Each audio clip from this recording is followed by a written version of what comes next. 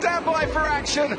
It's lights out and away we go. And Hamilton, I think, gets the better start ahead of his teammate Valtteri Bottas. Carlos Sainz, great reaction from him. He's up into second place. Bottas in third. Perez on the inside. Lando Norris now gets ahead of Sergio Perez. It is Hamilton that leads them into the first chicane. And he could come out of that first chicane. Well, it does, with a McLaren behind. And that is Alex Albon getting it all wrong in that first chicane and losing places as a result. Charles Leclerc on the inside of Kimi Raikkonen looking for a gap. That soon disappears. So Max Verstappen having a poor start. Brilliant from both of the Mercedes. They're fighting over. And look at that. Mr. McLaren then second and third now. It is. Lando Norris squeezes past.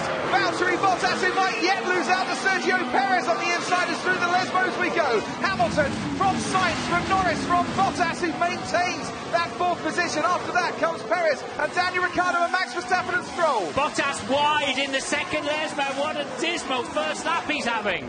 And the pressure might have just taken its toll on Valtteri Bottas. He is dropping down the field and Daniel Ricciardo is now attacking him, going into the Ascari chicane, and Valtteri Bottas is down to sixth. Yeah, he's on his back foot and they are just relentless. They'll not let him off the hook. He can't get back in the groove, can't get back in the flow. And we're on board with Max Verstappen towards the Parabolicas. Has Bottas got a mechanical problem, or is it all just down to losing places at the start and then it just tumbled behind him? Copy, so. That's how it looks going down the back straight. Lewis Hamilton with a healthy advantage at the moment. Alex Albon dropping down into 15th. Magnussen runs last. The pressures are still good. So front wing looks okay. He's got it all to do, Valtteri Bottas, from where he is at the moment. Hamilton not only streaking ahead, but his two championship rivals, if you can call it that, both struggling. Bottas in sixth, Verstappen in eighth, and we're on board with Verstappen at the moment, and he's got that racing point in his sights. This is going to be a late-breaking exercise. Who dares to blink first? Verstappen trying to squeeze Lance Stroll out of the way, and manages to slip that Red Bull on the inside of the racing point, and up into seventh. We can look at the start, and what a start it was for Carlos Sainz. Yeah, poor reaction time it looked like from Bottas there on the front row of the grid, and both McLaren's getting away well. Sainz already up into second place, and Lando Norris steaming right down the outside of both Perez, and then the Mercedes and McLaren touch there, and they will touch again at the second chicane. Behind them, Albon and Gasly are under investigation for the incident in turn one. This is how it looked from Valtteri Bottas's perspective, and it wasn't an image I'm sure he would want to watch again and again. That's Lando Norris trying to muscle his way past Bottas, having to defend for all his might. He'd soon lose that place, and this is Carlos Sainz. His team boss said he was good on the reaction times, and he proved it this afternoon. Yeah, lovely slipstream, clear second place, doesn't need to go too defensive. The turn one incident is noted rather than under investigation. Valtteri Bottas reporting understeer in the right-hand corners at the moment, and that is the incident between Gasly and Alex Albon. Just a typical start. 3 into 2 doesn't go, but that's the start of the Grand Prix. And here comes Lando Norris. Been reporting issues with Hornets over the past week or so, and that would have left a nasty sting in the tail of Valtteri Bottas as he got past at the second chicane. Sebastian Vettel under pressure. To take more action, we have an issue on the left-hand side, rear left. And Sebastian Vettel under pressure from George Russell, who wanted to get racing with the Ferraris. Oh, and Sebastian Vettel locks up, goes straight through the polystyrene blocks. And one would imagine that issue is contributing to the way that he couldn't treat those blocks as a chicane. Brakes failed. The brakes failed. Brakes failed. Oh dear, oh dear. You can see the left rear smoking. And of course the brake-by-wire on these cars slows the cars down to charge the battery, so actually the rear brake discs are just way too small if you don't have that facility working well, and it's very easy to quickly blow up your rear brakes in particular if you've got any brake-by-wire issues. So that we can see the brake disc at the back there glowing. Normal brake pedal. Brake line exploded. The short shift is okay for tyres, but it won't be as good for the PU, so just think about that. Yeah, so now the short shift, change up early, dull the engine power a bit, but the power unit is optimised to go to, they don't go anywhere near the 15,000 rev limit they're allowed. It's not efficient up there, but it's just pointing out. And also, you can put a lot of, you do that and plenty throttle, short shift, you can put a lot of torque through the transmission on some of these bumpy curves as well. So it's almost being careful there, Lewis, might just damage your car.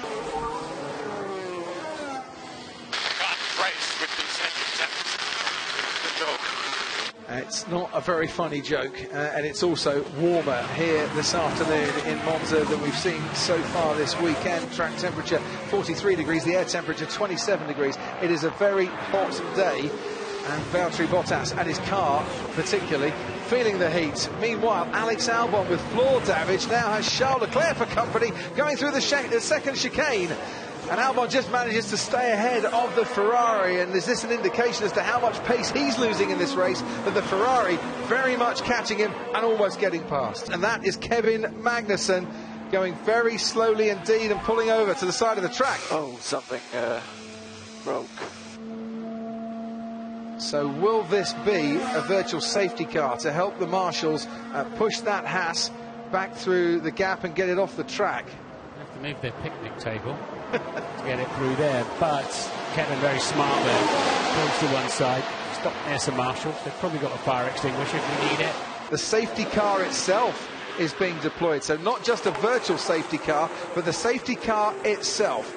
And at the moment, Lewis Hamilton is coming around the Parabolica, and I would imagine we're going to see quite a few rushing out into the pit lane, because that 25-second loss that you get during a normal conditions of the race turns into a 14-second loss during the safety car and the virtual safety car. But it closes the pack up nicely. Yes. I so much prefer a proper safety car. What can you see from up there, Ted?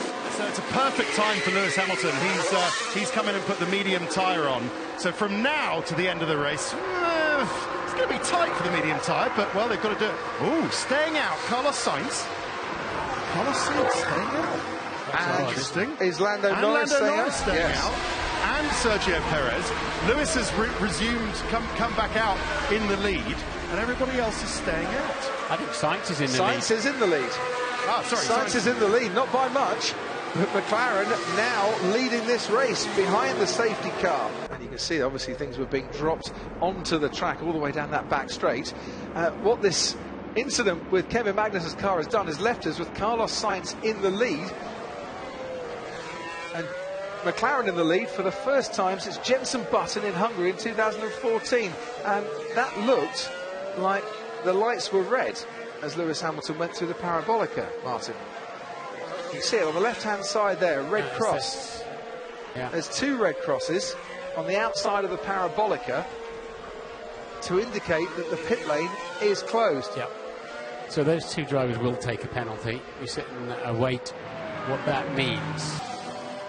So the pit lane entry is now clear, and that means that we can get the pit stops done. And the double stacking at McLaren, you can see Lando Norris locking up there as he comes into the pit lane, and this is a test for the McLaren pit crew. Out goes Carlos Sainz, very nice indeed, but the job's not done yet, because here comes Lando Norris as well, and I would imagine they're all going to come into the pits, and out goes Lando Norris ahead of Daniel Ricciardo. Here's the thing, I think they've got to put a bigger penalty on, because Hamilton leads away as the light goes green. Sainz, who played by the rules as the lights go green, is down in 8th place. So that's why I think the stewards might have to look at more than a 5-second penalty here. Either way, we're racing again, and it is lap 24 of this Italian Grand Prix, and Charles Leclerc is putting Kimi Raikkonen under pressure behind Antonio Giovinazzi. He's got past Raikkonen. He might clear two Alphas in about 300 metres here, and he does. Charles Leclerc, he picks up Raikkonen and picks up Giovinazzi as well. Stroll's the outlier in the big racing point. He hasn't pitted. He is running in second place. Gasly sitting very nicely there on a brand new set of hard compound tyres in 3rd place. If you're Pierre Gasly, you're thinking, right, I lost out last week, I'm making up for that this week, and this is now going very much according to plan for the AlphaTauri team, as Nicholas Latifi just holding up Daniel Ricciardo, and that's Charles Leclerc. And that is a very big accident, and we've seen a brake failure from his teammate Sebastian Vettel, and we have just seen a huge accident at the Parabolica involving Charles Leclerc as well, who is moving inside the car. That's a big jump, but it's quite a big cushion to run into. As long as it doesn't ingress into the cockpit, then you're almost certainly going to be okay. Yeah, okay? Yeah, was a big crash.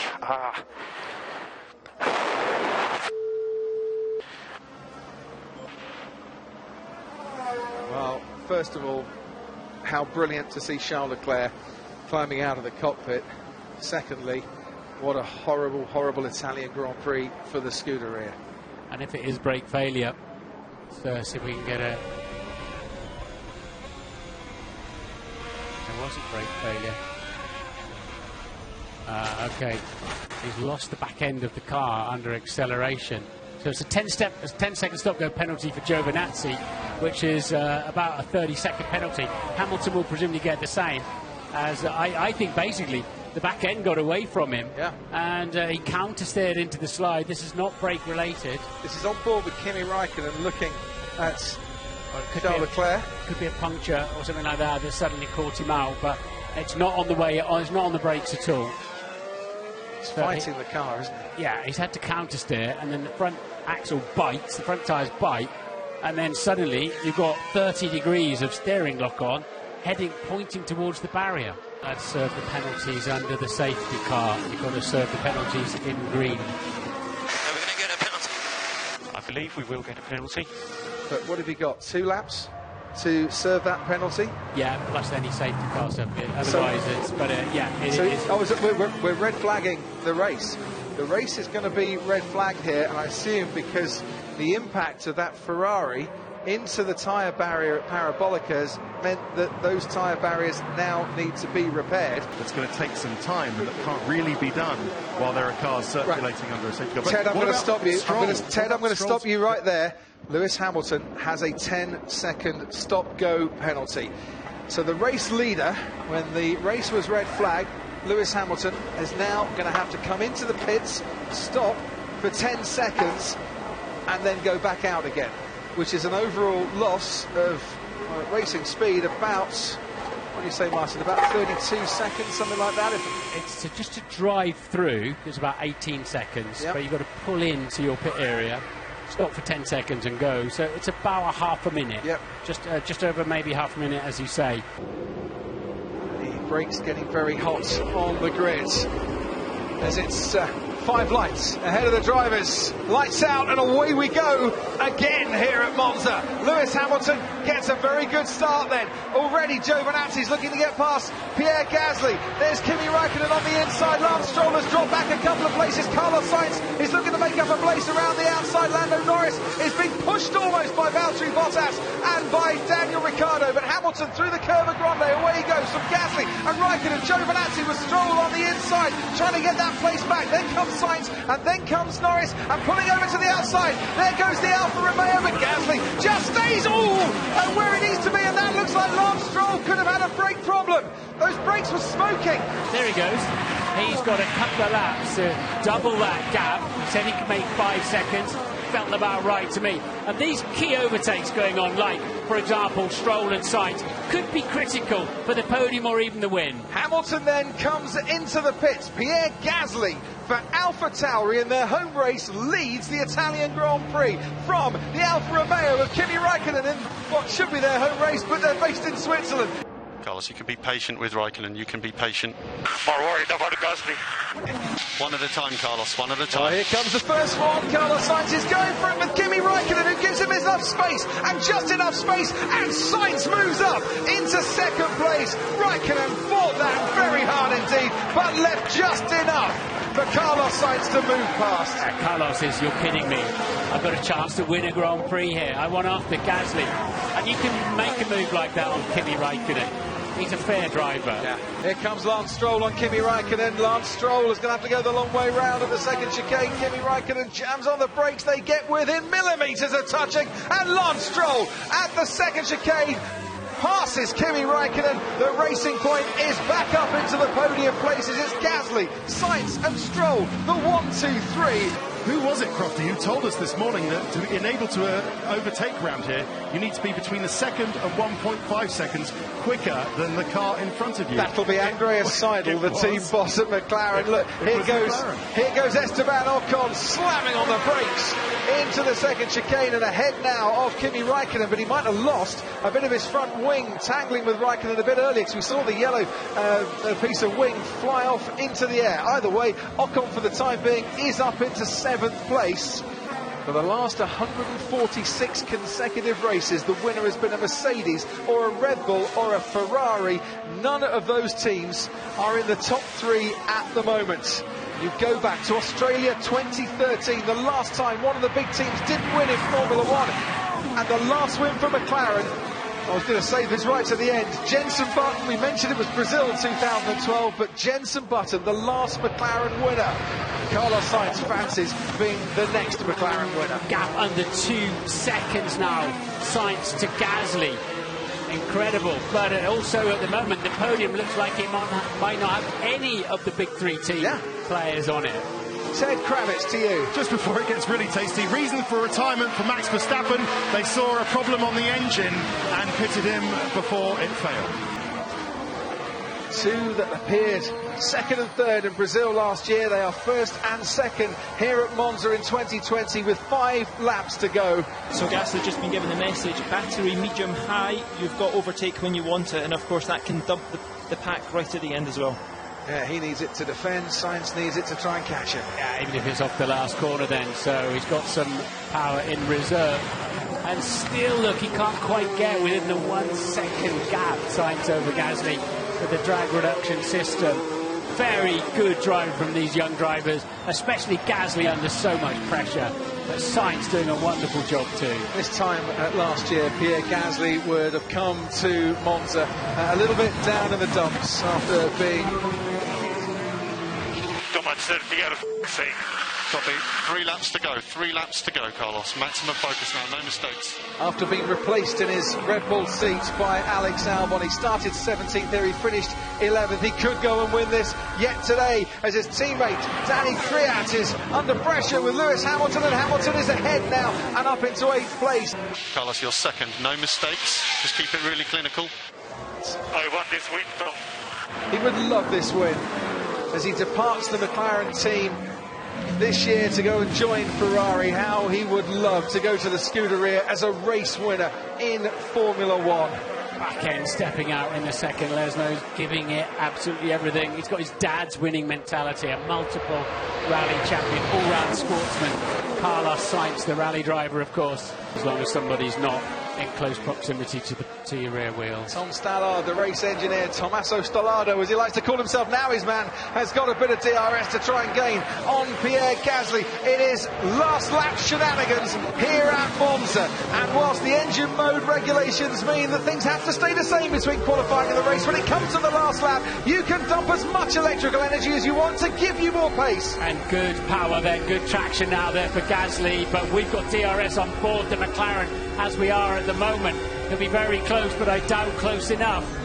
So it's going to be a slipstream then down to Parabolic and off the last corner.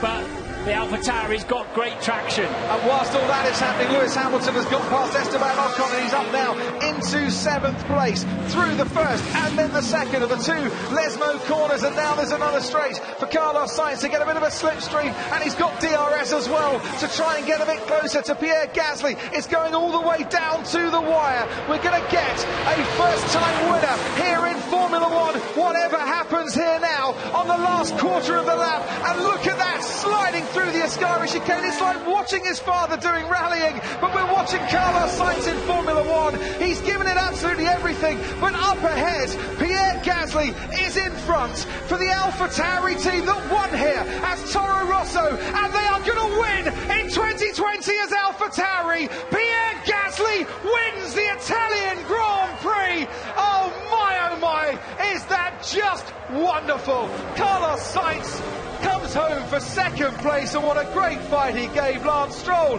completes the podium places, but take a bow, Pierre Gasly. 12 months ago, he came here so downhearted wanted after being released by Red Bull and sent back to his former team. He leaves Monza this year as a race winner in Formula One. Oh my God! What did you do? What did you do?